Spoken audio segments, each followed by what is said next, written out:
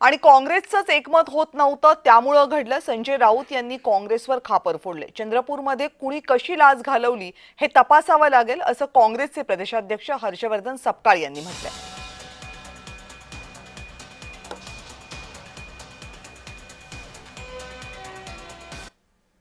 चंद्रपूरच्या नगरसेवकांना मी काल हे सांगितलं, ह्याच्यामध्ये काँग्रेस पक्षानं अधिक गंभीरतेनं चर्चा करणं गरजेचं होतं शिवसेनेच्या आमच्या नगरसेवकांशी, त्या गटाशी.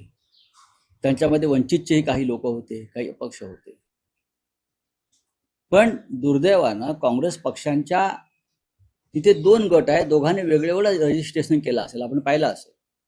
काँग्रेस पक्षाच्या दोन गटामध्ये एकवाक्यता शेवटपर्यंत होत नव्हती, झाली नाही. लाच काढण्याच्या पूर्वी जी लाच घालवल्या गेली चंद्रपूरला, ती कशी घालवल्या गेली, कोणी घालवल्या गेली, हे तपासून बघणं अत्यंत आवश्यक आहे. कारण काँग्रेसचे 27 होते, 27 आम्ही एका ठिकाणी होतो. आमचे काही दोन उमेदवार त्या ठिकाणी आले नाही, किंवा आमच्या निवडून आलेल्या 27 मध्ये काही दोन मतप्रवाह कुठल्याच प्रकारचे नव्हते. एकसंघ स्वरूपात 27 होते, 4 अधिक त्यामध्ये मिळवत असताना आम्ही 31 पर्यंत गेलो होतो. आणि एकसंघ स्वरूपामध्ये आम्ही मतदानाच्या दिवशी सभागृहामध्ये हजर होतो. आम्हाला जर उभाटाचे 8 मिळाले असते तर निश्चित महापौर काँग्रेसचा झाला असता. आणि उलट पक्षी उभाटाला देखील सत्तेमध्ये सहभागी होत असताना स्टँडिंग कमिटीचं अध्यक्षपद अथवा स्थानिक पातळीवर झालेल्या चर्चेच्या अनुषंगानं त्यामध्ये कुठल्याही प्रकारचं समाधानी शोधता आलं असतं.